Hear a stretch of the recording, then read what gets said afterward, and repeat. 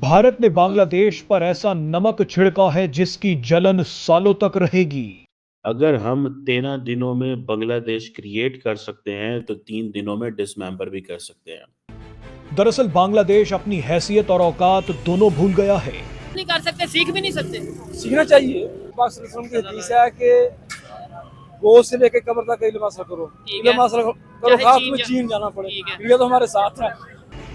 बांग्लादेश दुनिया को तो ये दिखा रहा है कि वो भारत से डरता नहीं है, लेकिन पर्दे के पीछे भारत से ही भीख मांग रहा है।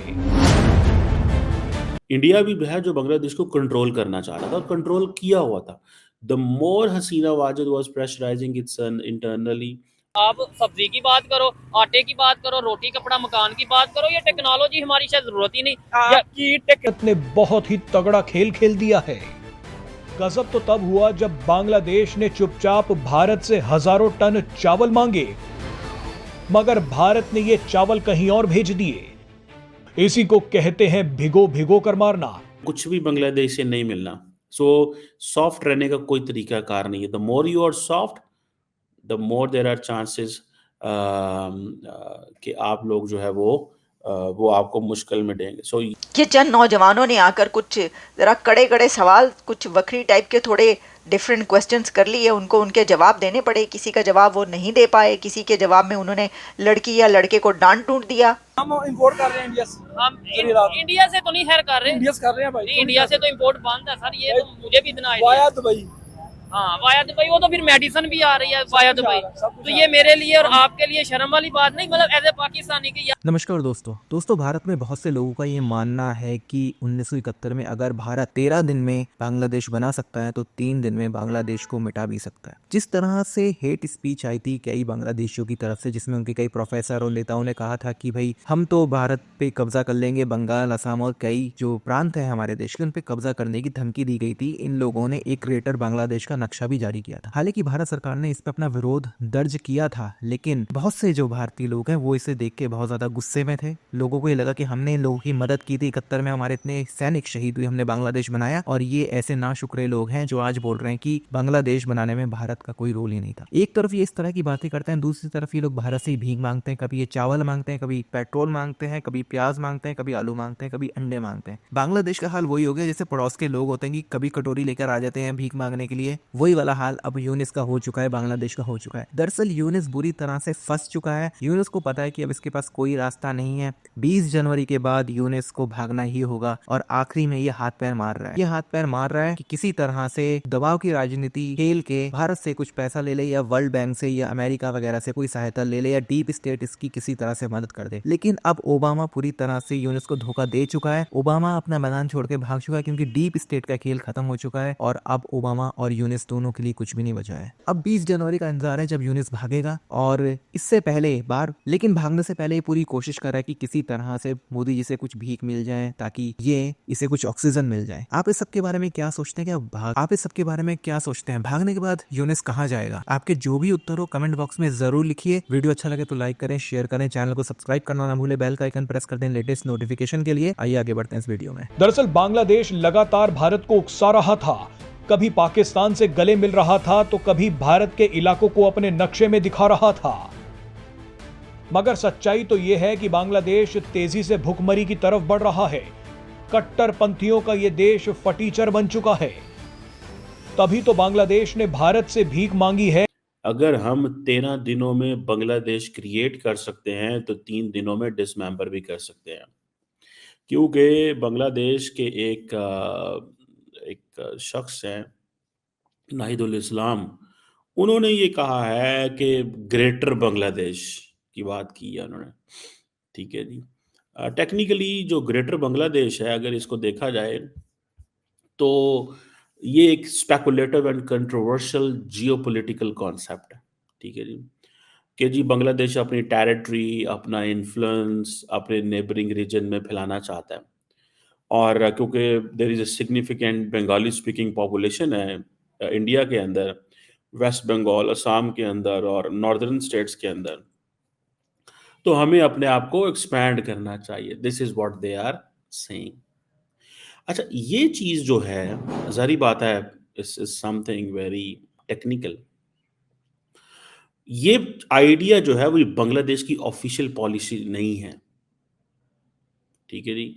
पॉलिटिकल कमेंटेटर्स, समटाइम्स ग्रुप्स जो होते हैं कॉन्स्पिरेसी थेरिस्ट, ये इस तरह की बातें करते हैं। हम इंपोर्ट कर रहे हैं इंडिया से, हम गुजरात। इंडिया से तो नहीं खैर कर रहे, इंडिया से कर रहे हैं भाई, नहीं इंडिया से तो इम्पोर्ट बंद है सर, ये तो मुझे भी इतना आइडिया वाया दुबई। हाँ वाया दुबई, वो तो फिर मेडिसिन भी आ रही है वाया कुछ आ दुबई। रहा है, सब कुछ तो आ ये मेरे लिए और आपके लिए शर्म वाली बात नहीं, मतलब एज ए पाकिस्तानी की यार एक साइड पे हम कहते हैं दुश्मन है दुश्मन है दुश्मन है। टमाटर का क्या रेट चल रहा है? ये 240 अभी सेल कर रहा ठीक हो हूँ। गया। गाजर का, आलू का? गाजर 100 रुपए सेल कर रहा हूँ और ये आलू 120 सेल कर रहा ठीक हूँ। हो गया। मैं जिस बैंक में जॉब करता हूँ ना, हाँ वो टॉप ऑफ द लिस्ट में है। करप्शन में, ठीक है आप भी लेते हैं?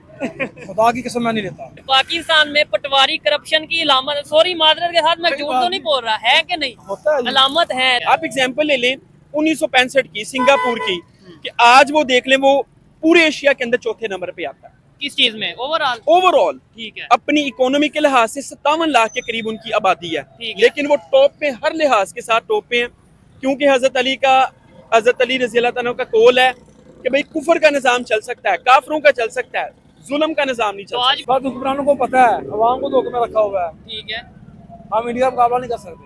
नहीं सही बात मुकाबला है। नहीं कर सकते, सीख भी नहीं सकते। सीखना चाहिए। पाकिस्तान की हदीस है कि गोद से लेके कब्र तक इल्म हासिल करो, ठीक है। इल्म हासिल करो, चाहे खास चीन में जा- चीन जाना पड़े। ठीक है। इंडिया तो हमारे साथ है, हमारा हिस्सा रहा है, वो ठीक है, हमारे मुल्क का हिस्सा रहा है, हम उनका हिस्सा रहे हैं। हाँ हम हिंदुस्तान का हिस्सा रहे हैं। हमसे ज्यादा उधर मुसलमान बसते हैं। ठीक है, लेकिन सीखना हमें तो ये चाहिए। बताया जाता है ना वो दुश्मन है, वो जी मुसलमानों पे जुल्म करता है, हालांकि वहाँ पे मुसलमानों की बात ही बढ़ती जा रही है। इसमें ये बताते हैं क्या समझते हैं यहाँ पे आम आवाम, हम टेक्नोलॉजी का टॉपिक बेशक डिस्कस कर रहे हैं, लेकिन आम आवाम को तो इस चीज का पता ही नहीं। वो कहते हैं भाई ये क्या टॉपिक है, आप सब्जी की बात करो, आटे की बात करो, रोटी कपड़ा मकान की बात करो, ये टेक्नोलॉजी हमारी शायद जरूरत ही नहीं। आपकी टेक्नोलॉजी ये है कि आपका VPN बंद है, ये आपकी पूरी इंडस्ट्री बढ़ गई है, IT इंडस्ट्री को नुकसान ठीक हो रहा हो है। गया। आपका जी सोशल मीडिया एप्स वो कहते हैं हमने जी बंद कर देने हैं। ठीक है, आपका पाकिस्तान डिजिटल, हम वो कह रहे हैं कि जो डिजिटल हमने अवाम को बनाना है, उसके नाम के ऊपर उन्होंने एक अपना कानून पेश कर दिया। डिजिटल जेल ही हो गई ना जी फिर। बिल्कुल, हर बंदे को वो देखें, जो भी हुकूमत ये चाहती है ना हमने अवाम को कंट्रोल करना है, दबाना है, मारना है, हमने बताना है अवाम कैसे अपना जिंदगी गुजारेगी। वो नॉर्थ मुल्क कोरिया जैसी वो सिचुएशन बनाना चाह रहे हैं, लेकिन वो जी। उन लोगों के पास बहुत कुछ है, वो बहुत आगे ऑलरेडी टेक्नोलॉजी में शायद जा चुके हैं। पाकिस्तान अगर इस तरीके से ज्यादा देर चल पाएगा कि भाई अवाम को दबाया जाए, कर्जे लिए जाएं, कर्जों से कंट्री चलाया जाए। मैं एक ही बात कहता हूँ, देखें जब पूरा अंधेरा हो जाता है ना हाँ। तो सुबह भी आती है, क्या बात पाकिस्तान है। में भी इंशाल्लाह आएगी। उम्मीद इंडिया भी है जो बांग्लादेश को कंट्रोल करना चाह रहा था और कंट्रोल किया हुआ था। The more Hasina Wajid was pressurising it's internally, लोगों को प्रेशराइज कर रही थी, टेंशनें दे रही थी, the more she needed external legitimacy, like उनको एक्सटर्नल लेजिटिमेसी चाहिए थी इंडिया से, जो इंडिया उनको दे रहा था। ठीक है जी। तो ये चीज़ें हैं। बल्कि मैं देख रहा था मेजर गौरिया की ट्वीट में कि वो कह रहा है कि तुम अभी सिर्फ चावलों की बात करो, चावल खाओ, चलो तुम इस काबिल हो, चावल खाते हो तुम लोग, मछली चावल खाओ। ठीक है। सो वो जो बातें कर रहे हैं दे आर लाइक एक एक जैसे आप कहते हैं ना कि अब वो इस लेवल पे बात चल रही है, मजाक हो रहे हैं, जुगतें चल रही हैं। ठीक है जी, मजाक है, जुगतें चल रही हैं कि भाई जो तुसी हैं जैसे असी हैं तो ये तो वो। ठीक है। तो ये चीज़ जब हम देखते हैं तो हमें पता चलता है कि इट्स नॉट समथिंग गुड। ठीक है। जब अमेरिकन हसीना वाजिद को टफ टाइम दे रहे थे तो Indians were coming in full support of Hasina Wajed, और अमेरिका को कह रहे थे कि भाई हमारा यहाँ पे एरिया ऑफ इन्फ्लुएंस है, यहाँ पे मत आओ, this is our area of influence, don't do this.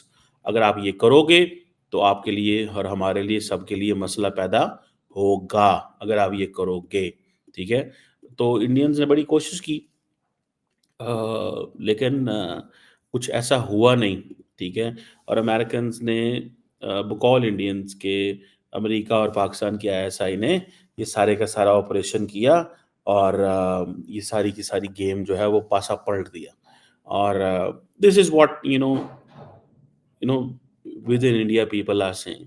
लेकिन लार्जली अगर मैं कहूँगा कि अगर इंडिया ने टफ लाइन लेने की कोशिश की बांग्लादेश के ऊपर, जो कि वो जानबूझ के ले रहे हैं, उसकी वजह यह है कि उनको पता है that Bangladesh is not coming back. we are not going to get a friendly government. So get tough. समझ रहे हैं आपको? So get tough. The more you get tough, the better it is for you.